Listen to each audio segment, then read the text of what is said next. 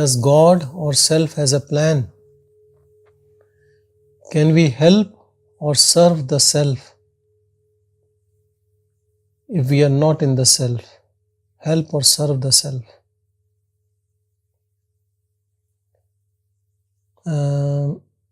I think there are more questions. Mother Teresa of Calcutta created an order of nuns who, through service, wish to serve God.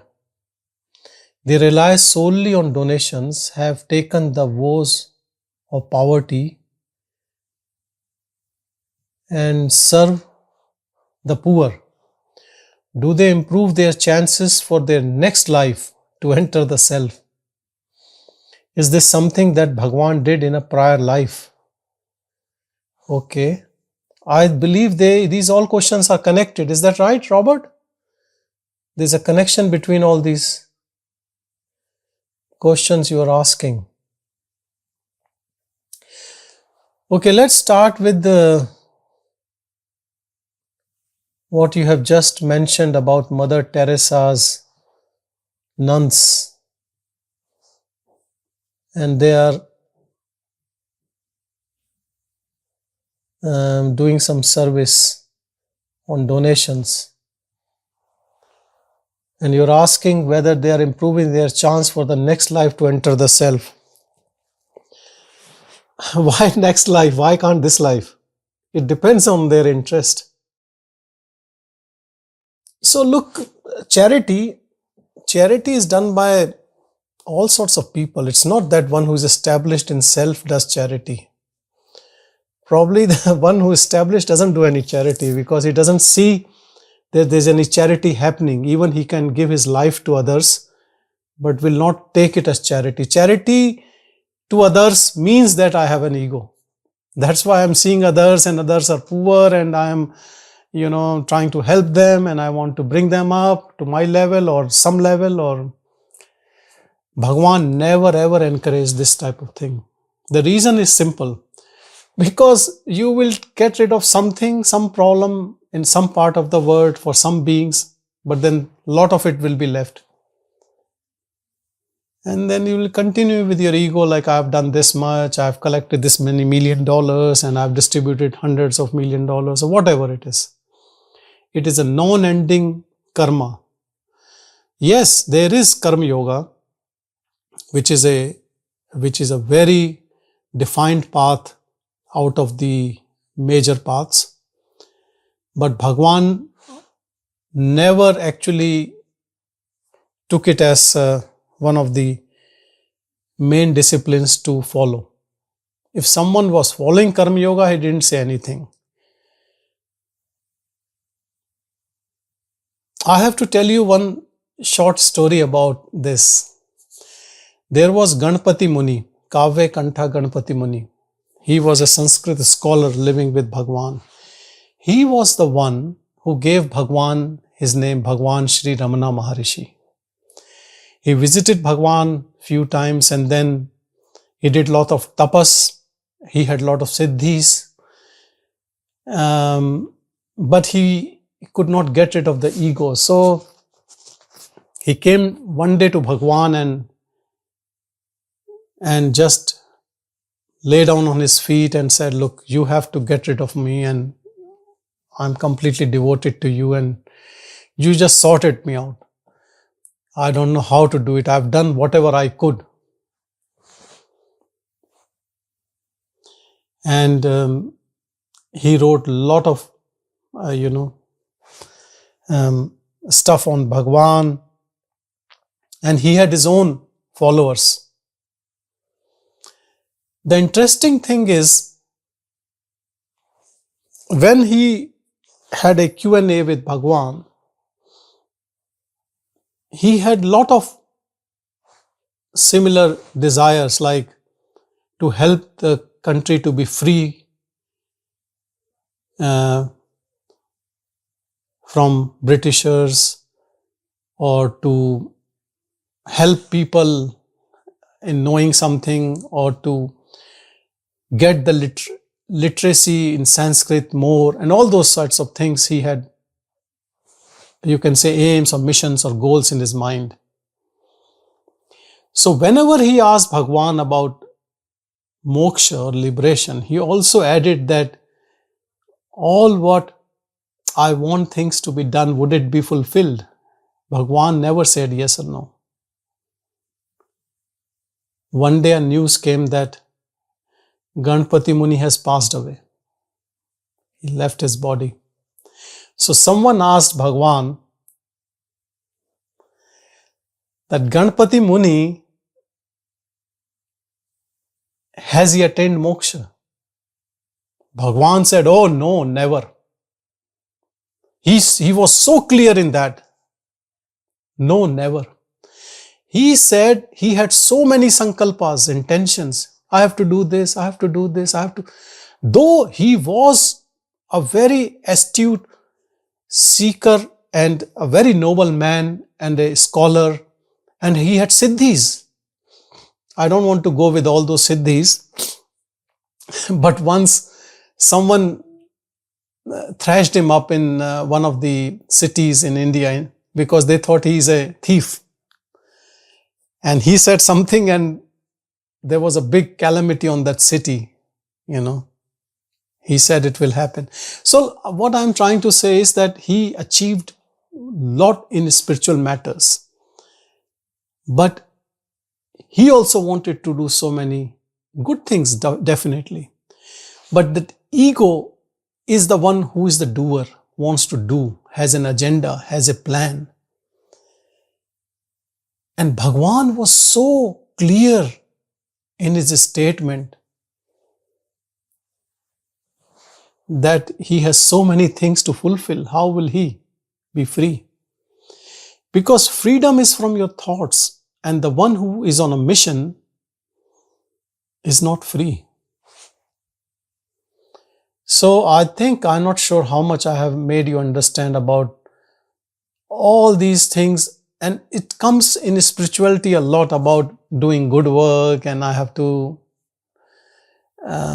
help others, and I have to create some sort of missionary zeal, or whatever, These are all good works. I'm not saying they are bad works. It's much better than doing the bad stuff. But when it comes to the liberation, then I don't think this helps. Even when you talk about Mother Teresa, I have read those letters she used to send to one of her mentors overseas when she moved, and her period of that darkness, and she had no clue that why she is doing and what is happening and all that. So we can give someone sainthood or Order of Australia medal or something, or Nobel Prize. But liberation is a different cup of tea. It has nothing to do with recognition by religious societies and what we think about someone, whether they are realized or not realized. So when you say, does God or self have a plan? I think, I'm not sure what is your thinking, but it seems like you're thinking that all these people who are doing a lot of good work, they're all abiding in self and they also have a plan. I'm not sure how much they have surrendered to that Supreme, and the Supreme is driving in that intuitiveness. Even if you see Ramana Ashram, in Ramana Ashram they have a dispensary. It might have progressed maybe a little bit more than in Bhagwan times. Nowadays we have gas analyzers and blood test machines and little bit of gadgets, but it's still very basic. Otherwise, with donations they can create a big hospital, and that's a very common thing with a lot of charities. They create hospitals. But I was talking to the president one day and he said the same thing, that what Bhagwan said, our heritage is Bhagwan. What Bhagwan said, just abide in self. Once you have abided in self, then yes, go ahead and do what you want to do. But then there is no doership. When there is no doership, then who will fulfill all these missions, And that is the reason he always discouraged people who were full of rajasic qualities, to do this, to do that. I'm pretty sure all the people in satsang and a lot of people we see around, no one is doing a bad stuff. Some people are helping others also, nothing wrong with that. But when it comes to liberation, it is something completely different.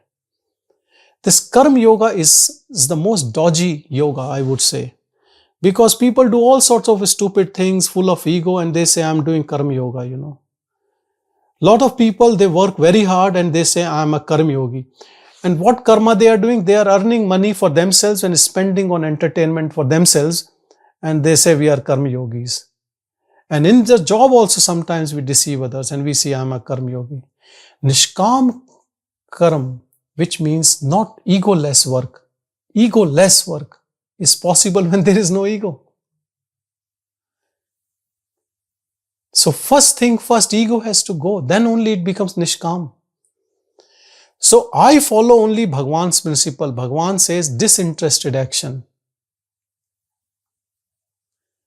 And that comes down to action without passion, action without any personal agenda for anything. Even upliftment of poor is my personal agenda. So I would say these are all creations of mind to keep ourselves busy, to be out of the self-abidance and to buy more time to do other things. Because there's so much of external energy going out through the mind, which does not want to come back. That is why right now, if you see, the most successful teachers in the world are the one who give you a practice to do. Hold your nose from this nostril and take a pranayam, or do this mudra, do that, pay this much for this mudra, then advanced course and super advanced course. Because people love that type of thing, that they think they are going up in advance. They pay a few $100s more. They think they are reaching somewhere. And this doership is that what most of the teachers also wants you to get into. Because they had a mission, they also have an ego, they also had an agenda. And you are also want to buy an agenda. So your mindset matches. That's why millions of people follow. If there is a teaching in which there is a technique, there is something, you can pay and you can get it. But the thing is that this, what you have to get, there is no outward efforts, no external efforts, no parishram. You don't have to gain a medal to be there. You have to become nothing. And to become nothing is more difficult than doing something.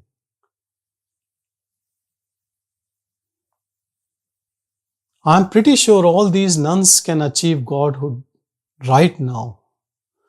If there is no doership in their work, they can continue doing their good work without doership. I think Neelakantanji want to say something. I can see his hand raised. Regarding our Kavi Kanta Ganapati, Bhagavan added that he may be born as a king in some place, in small province or something, he'll be born as a king so he can execute whatever he wanted to do. So about his next birth, that's what the comment Bhagavan laughingly made. So regarding supporting others and that kind of a thing, I heard another story from another Mahatma. There was a billionaire and he called his PA. I have only 6 months to die, the doctor has told me. So I want to distribute my wealth. So can you find out how many persons are below poverty level in this world? So after a few days, the secretary came back and told 1 billion people, of the 8 billion people, 1 billion people are below poverty level. So if I distribute to everybody, they'll get $1. So what is the point in my giving $1 to everybody? This is the inability of us supporting anybody is clearly known. Once that is known, we'll keep quiet. That's all. Yeah, very true, very true.